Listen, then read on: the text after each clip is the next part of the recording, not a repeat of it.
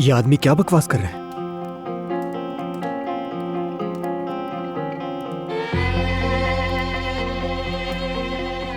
फरहाद भाई क्या कह रहा है ये?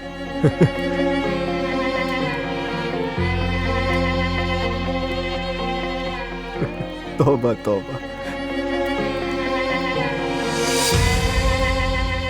क्या सच्चाई है?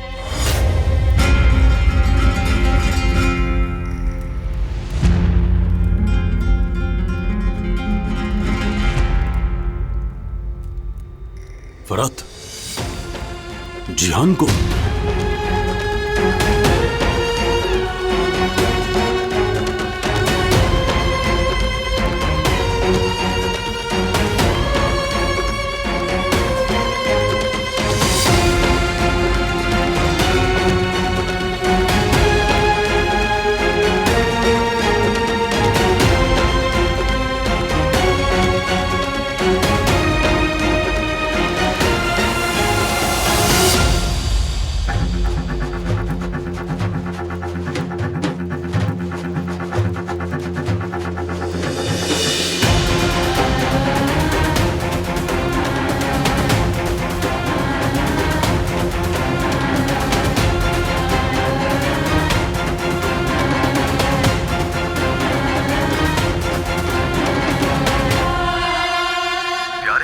खानदान वालों, हाल ही में कुछ बुरे दिन गुजरे हैं तुम लोगों के, मगर इन बुरे दिनों के पीछे कुछ चीजें छुपी हैं। मेरे कहने का मतलब कुछ राज।